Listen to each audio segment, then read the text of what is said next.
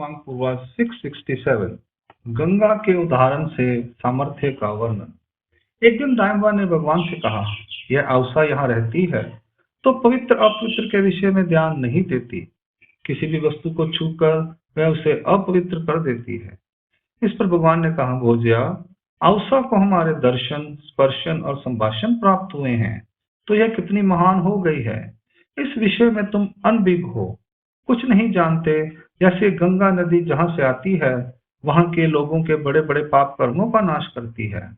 इस पर दाइंबा ने कहा, भगवान, गंगा नदी में स्नान करने से मनुष्य के बड़े बड़े पाप कर्म नष्ट हो जाते हैं। फिर भगवान ने कहा, यह अन्य राहटी अर्थात देवता भक्ति करने वाले लोगों के लिए है, पर तुम्हारे लिए तो गंगा और नाला दोनों एक समान हैं।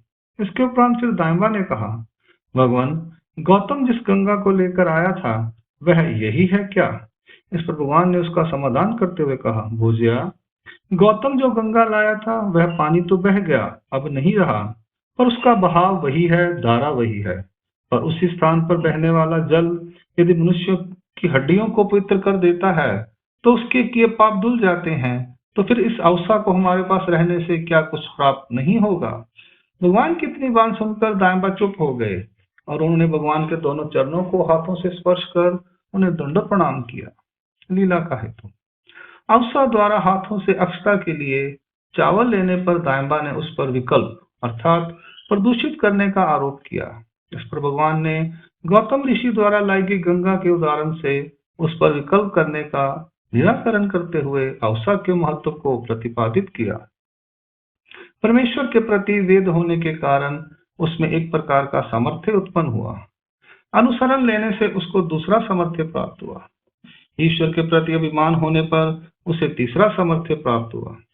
इसके अतिरिक्त माया को भी परमेश्वर के प्रति अभिमान होने से भी अवसा का महत्व बढ़ गया।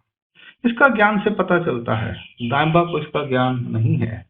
अंक लीला क्रमांक पूर्वाध 667 यहाँ संपूर्ण होती है। लीला क्रमांक पूर्वाध 668 रामदेव, नागदेव और महादायिसा को दर्शन। एक दिन भगवान ने दोपहर का भोजन किया, फिर कुल्ला करने के उपरांत बाईसा ने उन्हें सुपारी खाने के लिए दी। उस समय भगवान जोगेश्वरी गुफा के बरामदे में आसन पर विराजमान थे। बाईसा उन्हें पान का बीड़ा बनाकर दे रही थी। इतने में रिद्धपुर की यात्रा करके रामदेव, नागदेव और महादायिसा ये तीनों वहां पहुंच गए। भगवान ने उन्हें अपनी दृष्टि से देखा और वे दोनों हाथों से ताली बजाते हुए कहने लगे, अरे, परमेश्वरपुर के यात्री आ गए। ऐसा कहकर भगवान उस बरामदे में से उठकर आंगन में आए। भगवान ने सबको क्षेमा लिंगन दिया अर्थात गले मिले। फिर उन सब ने बारी बारी भगवान के चरणों को स्पर्श कर उन्हें दंडवत प्रणाम किया। उसके बाद भगवान बरामदे में आसन पर विराजमान हुए। फिर वे तीनों भगवान के पास ही बैठ गए। भगवान ने बड़ी उत्सुकता के साथ पूछा, रिद्धपुर में श्री गोविंद प्रभु भगवान व्यवस्थित रूप से राज्य कर रहे हैं? इस पर उन्होंने कहा, भगवान, वे आनंद पूर्वक राज्य कर रहे हैं। फिर उन्होंने श्री गोविंद प्रभु द्वारा दी गई 2 पोटलियां भगवान के सम्मुख भेंट की जो वे अपने साथ लाए थे। तब श्री चक्रधर भगवान ने उन्हें अपने दोनों हाथों में लेकर उन्हें पहले आदर पूर्वक नमस्कार किया, फिर उन्हें खोलकर उसमें श्री गोविंद प्रभु का प्रसाद ग्रहण किया। उसके बाद भगवान ने उन्हें बाईसा के पास देते हुए कहा, इनमें से कुछ लड्डुओं को पूरी चाशनी नहीं लगी हुई है, उन्हें ठीक कर लो। इस पर महादायिसा ने कहा, भगवान, श्री गोविंद प्रभु ने भी ऐसा ही कहा था। फिर भगवान ने कहा, बेटा, वहां वे किसी बात को नहीं जानते ऐसा कोई भाव है अर्थात नहीं। वहां तो वे सब कुछ जानते हुए भी अनजान के समान व्यवहार करते हैं। इसके बाद महादायिसा ने एक वस्त्र निकालकर भगवान के सम्मुख रखकर कहा, भगवान, आपने जो वस्त्र श्री गोविंद प्रभु को भेंट करने के लिए दिया था वह हमने उन्हें भेंट कर दिया। फिर उन्होंने इस चादर को 5-7 दिन पहनकर रखा। फिर एक दिन श्री गोविंद प्रभु ने वही वस्त्र मुझे देते हुए कहा, इस वस्त्र को ले ले। अरे, ले ना तू, इसे वहीं वापस ले जा। ऐसा कहकर वह वस्त्र मुझे दे दिया। इस प्रकार यह वस्त्र उन्होंने आपके पास भेजा है। इसके उपरांत श्री चक्रधर भगवान ने उस वस्त्र को अपने दोनों हाथों में लेकर उसे सादर नमस्कार किया। फिर वह बाईसा के हाथों में दे दिया। बाईसा ने उसे अपने पास रख लिया। उसके बाद वही फुटा दुटी वस्त्र भगवान ने खड़कुली में इंद्रभट्ट को प्रसन्न होकर दिया। इस प्रकार महादायिशा श्री गोविंद प्रभु का संदेश देकर चुपचाप बैठ गई। इसके उपरांत भगवान ने महादायिशा से पुनः कहा, क्या श्री प्रभु ने बस यही एक प्रसाद हमारे लिए भेजा है? इतना कहते ही महादायिशा को याद आ गया और उसने भगवान से कहा, भगवान नहीं, भगवान वहीं से निकलते समय श्री गोविंद प्रभु ने एक और दुटी भेजी है, मैं वह बतलाना भूल गई थी।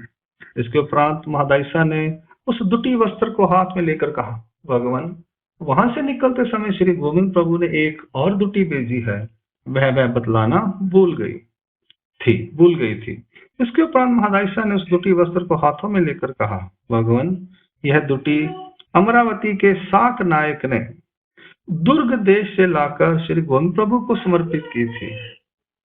श्री गोविंद प्रभु ने इस दुटी को बहुत दिनों तक अपने उपयोग में लाया और वह भी उन्होंने आपके पास भेज दी है।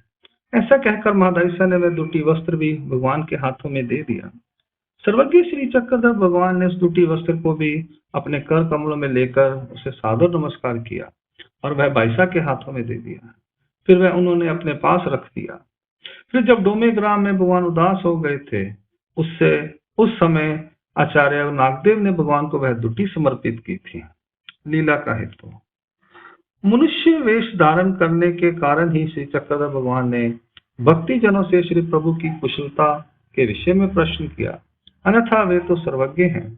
भगवान ने श्री प्रभु की भेजी पोटलियों को नमस्कार इसलिए किया कि वे श्री प्रभु को अपने गुरु मानते थे, अन्यथा उनके लिए प्रसाद का कोई महत्व नहीं होता। इसके अतिरिक्त भगवान ने साधकों को परस्पर एक दूसरे के प्रति मान्यता प्रदान करने का ज्ञान भी करवाया, क्योंकि देवराटि में परस्पर मान्यता अर्थात सम्मान का भाव दर्शाया गया है। एक स्वरूप को दूसरे स्वरूप के प्रति मान्यता होती है, एक शक्ति के प्रति दूसरी शक्ति की मान्यता होती है। चारों ज्ञानियों में भी परस्पर मान्यता मानी गई है, एक अवतार दूसरे अवतार के प्रति भी मान्यता होती है। इस प्रकार यहाँ साधन मंत्रों की प्रतिष्ठा का महत्व भगवान ने प्रतिपादित किया है। अंक लीला क्रमांक पूर्वाध 668 यहाँ संपूर्ण होती है। दंड प्रणाम। जय